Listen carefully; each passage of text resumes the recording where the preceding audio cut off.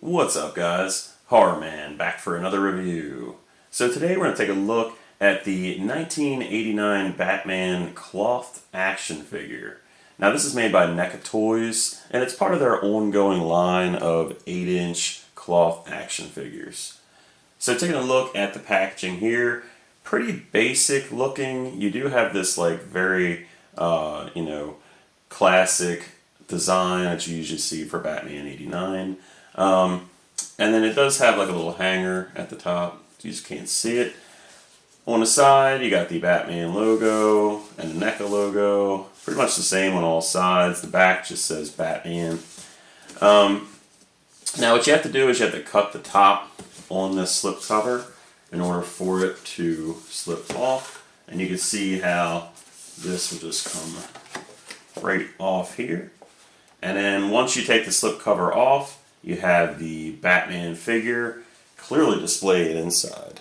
So you basically have the standard like retro box. So you got the NECA logo at the top, you got the Batman logo, again it says cloth action figure. And I do like the picture here. I actually have this same type of picture for one of my backdrops. It looks really good. You can definitely see all the different accessories that come with Batman inside the box. Again, more of that classic Batman imagery of Gotham City on the sides, got the spotlights. And then over to the back you do have a read-up of the movie, which is awesome. And then at the bottom it just tells you some of the items that the figure's included with. Now, just so you get a little bit of an idea of how big this figure is, this is like the original 7-inch scale version that they made years ago. And you can see that it's much, much different in size. Now this wave of NECA cloth action figures does have two other characters. You have the Catwoman and the Penguin from Batman Returns.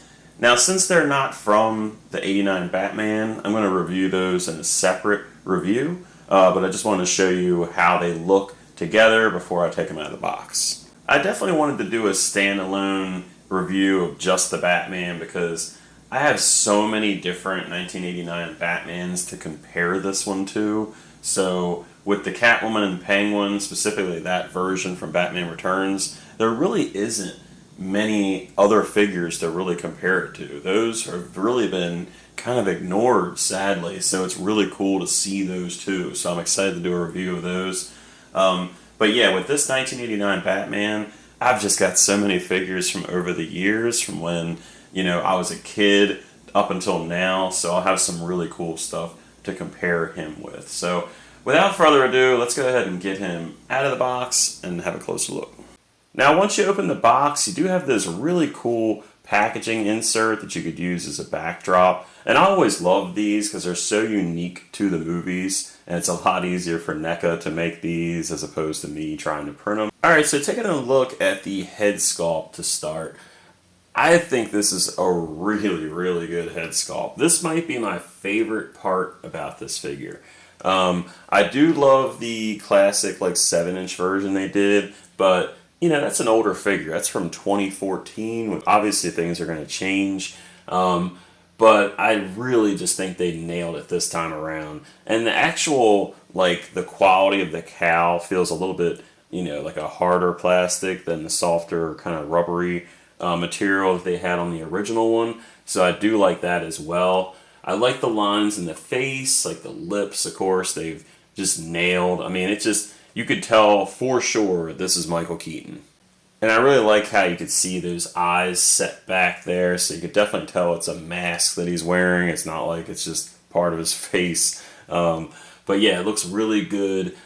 Just the texture in the cowl, the thickness to it, the different lines in it just look really, really good. So very impressed with this head sculpt overall. Now you can of course see that there's no articulation in the sculpt of the cowl, which also is one of the reasons I love this that much. I just don't need articulation in that cowl. I know some people love to have that, but it breaks up the sculpt. And honestly, it just looks stupid. It really does. Like the McFarlane version especially just ruined the sculpt by putting that articulation at the neck. So definitely am more interested in having a better aesthetic as opposed to having something that just doesn't look right. And then here's a quick look at the left side of his face. Just, man, look at that expression. You could just tell that he just don't give a crap, man. I absolutely love this version of Batman. And then over to the back of the cowl, you can see that seam kind of going down the back, which is accurate to the movie itself. Taking a look at the torso here, we will take a look at the cape later, but you can see how I kind of put the cape back like over his shoulders like you would normally have it in the movie at times. And then of course you have his Batman symbol that's on like that chest piece, like right by the end of the cowl basically. Now you can see the logo is a little bit different from Batman Returns, and it's got like just like the little bat feet as well, like on the left and the right. You can kind of see this little digit. So yeah, a little bit of difference between that and the Batman Returns outfit. But yeah, I do like that they got that a little bit cleaner done than that 7-inch version. The actual body armor is definitely another difference along with the cowl with the Batman Returns version. And this one you just get the, the abs. They look a little bit different on the other version. You can see like the different muscle tone kind of built in to the armor piece itself. The belt looks really good. You typically will see that too gold or too yellow, but I think this looks really good. The armor itself is pretty tight to the body. I don't really see too much flexing here. I thought it was like maybe sticking out just a little bit, but seems pretty good. So everything seems to fit that body underneath pretty well. If you flip the cape up, you can see some details on the back of that armor and also the belt. It does look like you could see where the belt actually clips on as well. The gauntlets themselves look really good. You could see the different details like in the little spikes and some of the lines on the armor. I really like the inner part of the gloves. You can see some of that like metal armor on there as well. And then finally down to the legs. I do find that you kind of see some of the difficulties with using this outfit over the body. Particularly like in the crotch, you can kind of see just maybe a little too much of the gap like right here. And you could definitely see the thighs kind of sticking out just a little bit. It's not bad, but it's a little distracting because you could tell it's that body underneath that's showing just not necessarily the best proportions in some spots. Again, it's not bad. It's just not quite as good as like the rest of the body. That said, I really like these boots. I think they've done an excellent job with these. And matter of fact, it looks way better than the 7-inch scale version. So I'm really happy with that. I think they've definitely nailed those boots. Now I do have this on a stand. I had a little bit of difficulty. Yeah, see. I had a little bit of difficulty getting him to stand on his own, so I definitely recommend the stand. You do have 2 peg holes on the bottom of the feet anyway. And just giving you an idea of what the back looks like. Again, I mean, the proportions are okay. It's just there's like just certain gaps around the legs and that crotch piece that just don't seem to look great. Alright, so taking a look at his cape. I think NECA's actually done a really good job here. I really like the kind of leathery type of texture it has to it, and then the way it drapes is my favorite part. I mean, it really does sit really nicely, just hangs really nicely on the figure itself, and honestly, just pose like this on a shelf. I'm pretty happy with the final result. I mean, he looks really good. I love the head sculpt, and the cape just looks really nice. This looks like the 1989 Batman. So I think they've done a nice job just at achieving how it looks on screen. Now there is a wire in here, but it's not going to be strong enough to put it in this crazy Batwing pose. But I do think it still holds up pretty nicely, so you can manipulate it a little bit. You can see there is that wire in there. But then looking to the back, you can also see some really nice stitching in here. You can see the different scalloping in the bottom of the cape, and again that kind of leather grain type of texture. It's very subtle, but I think they've done a pretty good job, and it doesn't look cheap. It really doesn't. But you can put it in different ways. You know, if you want to go with the classic, you know, just pulling the cape behind them, you could definitely do that. The wire holds up nicely enough to not have to worry about anything there. And then one more thing about the cape, there's only bendy wire on these outer parts of the cape, so no more bendy wires besides the ones in the front, so you may not get those dramatic blowing wind poses. And then the inner part of the cape is much more smoother, like non-reflective, unlike the leathery type of look on the outside of the cape. Now the figure itself obviously does have cloth over top of a plastic body. So with that, you're always going to have these like little threats of issues. And with this figure, I'm not sure what kind of issues we'll face. I doubt they'll be anywhere worse than Mezco. But there is one QC error, unfortunately, just on this like a little pinhole where you can kind of see the actual body underneath. And it's because of that joint, most likely. And you can see like a texture to the fabric that they use, so it's not like perfectly smooth like the costume he has on in the movie. And because it's clothing over top of a plastic figure, there has to be somewhere where you see like where the seams are and where the bodysuit attaches, and you can see right here around the belt area is where that happens. So. And of course, like I said, you can see some different seams, just where the stitching is. And I mentioned it already, but I'm just not sure if they could have done anything in this like area here around the hips. Like they usually have that kind of like diaper piece is what people usually call it. Or just something to give him a little bit more like cake almost. He looks a little thin right here, and you can see it from the front too. It's just that body underneath kind of does reveal some of the thinness in certain areas. But, you don't see that stuff as much when you have a character like this with the cape. Alright, so taking a look at the articulation here, if you've had these, retro figures, you kind of know what to expect, but I am going to be a little more careful with this one considering the fabric. Now, of course, we've already talked about the head sculpt, but it still does move, even though it doesn't have the cut in the neck, not much up or down, but you can turn the cowl for whatever that matters. You can get T-pose out there pretty good. You can only go down about that much, but it's pretty good, I would say.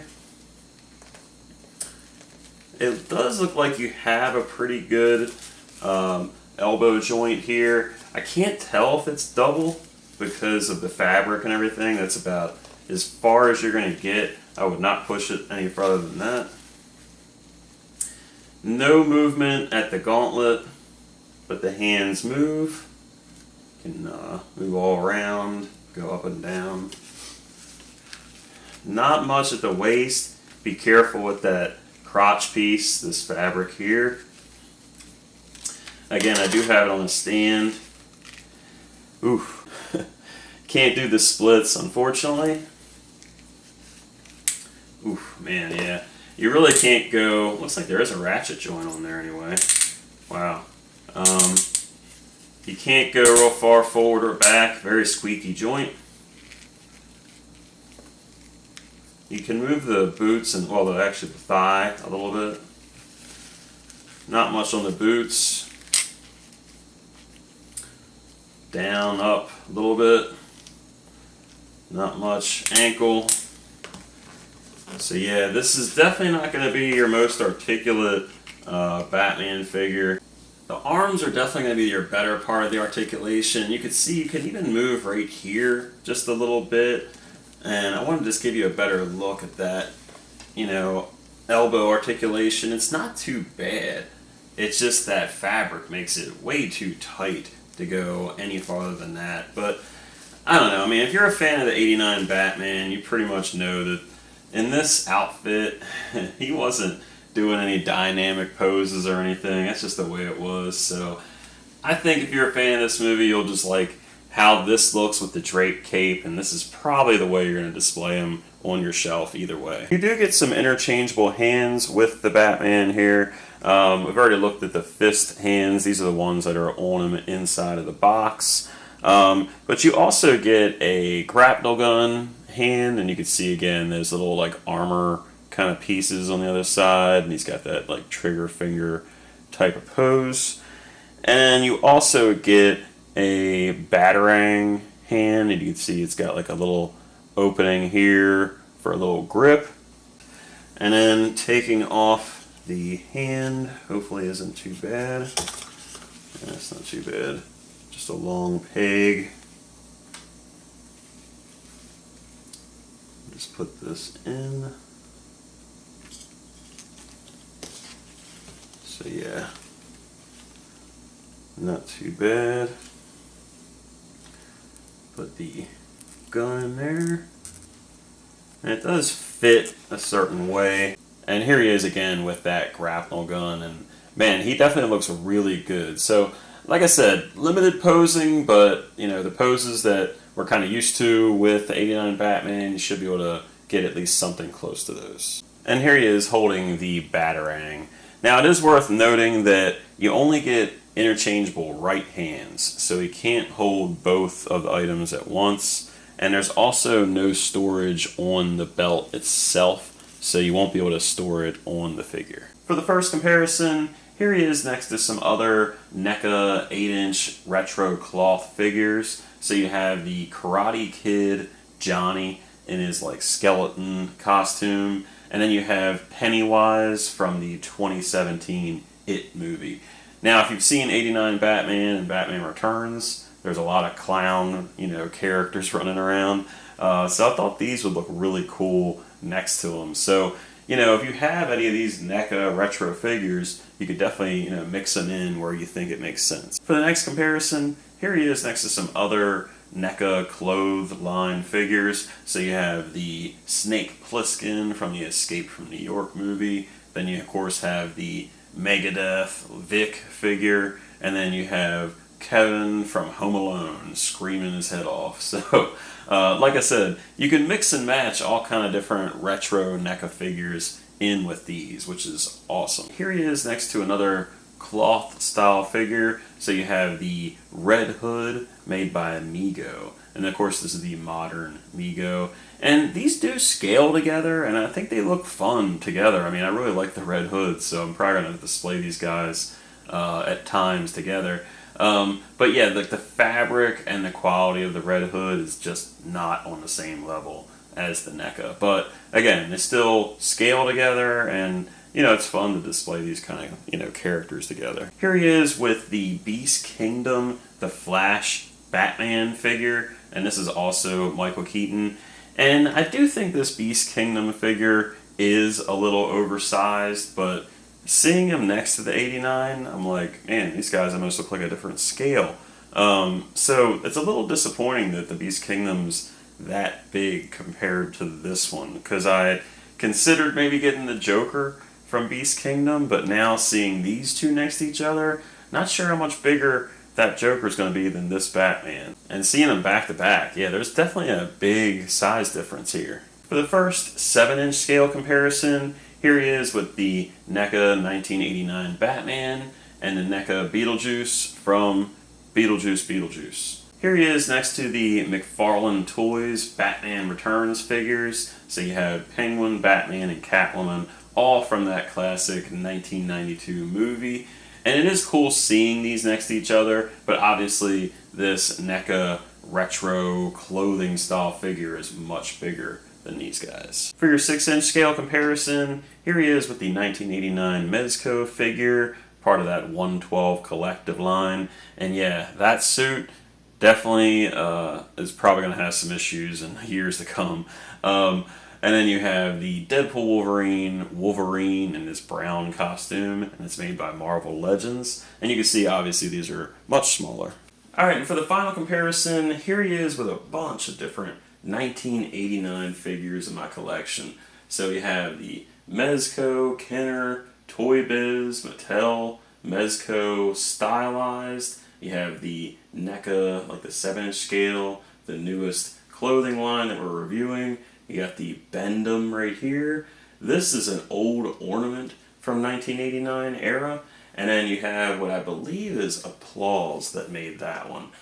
So really cool to see all these different figures together. And the whole point is if you're a fan of this movie, this just goes perfectly in your collection. I think you'll be really happy to add them.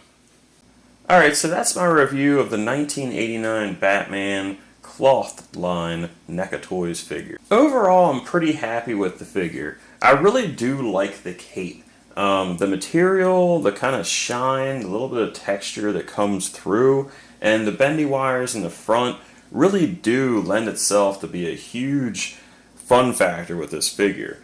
And if it's 1989 Batman we're talking about, this cape is extremely important. So having it, able to kind of drape nicely, fit the look right, and just overall fit the vibe of the movie, I think was a huge plus. I also really like the details in the head sculpt, the hands, the accessories, and really the entire upper torso of the figure is pretty well done, especially with the elbow articulation, and again, just those subtle details that you just need done right, like the keeping the aesthetic in the cowl by not cutting articulation. It's just classic things that you only see companies like NECA and Hot Toys and maybe Beast Kingdom now doing, where they really do care about the actual sculpt and aesthetic. The only real criticisms I have of this figure is within the cloth itself, and that's basically like me saying to myself, how long is this going to last? By posing it too much, is it going to tear? Is the material they use going to break down at all? Things like that. And I don't think I have any real fear after looking at the material about it like breaking down necessarily, but I do have a fear about stretching it or just moving it too much, especially seeing that one little pinhole in the figure. So around the joints, I would definitely just be careful, things like that. I really wouldn't pose the legs like super dramatic, in like a split or anything, because you might actually split the pants. So there are some concerns. They're not exactly the same concerns as the Mezco, but they are definitely concerns. And like just one thing I will knock about the figure in general, it just doesn't stand very well. And that's kind of like the running thing with a lot of these NECA 8-inch cloth figures. Maybe it's the weight of the cloth, I'm not sure, but something about them, they're just never able to stand really well on their own without a stand. So yeah, some gripes and little issues, complaints to the side. I think this is a really cool figure and I'm definitely happy to have it. I will be reviewing the Catwoman and Penguin next, like I mentioned early on, so you can look forward to that. And then I'll actually show the out-of-box comparisons with Batman in those reviews. But yeah, man, this is just a cool figure. And if you like this retro line, I think you'll really like this Batman, especially if you've been collecting these NECA retro for a minute. You could really mix and match a lot of different characters. And yeah, there's just certain things I really like about this. I love the boots on here. I think they look far better than the first 7-inch scale NECA Batman. So just little things like that are just much cooler than I'd expect. So thanks for watching my review. If you liked the video, please leave a like. If you have a comment or question, leave that in the comments section below. And until next time, guys, see ya.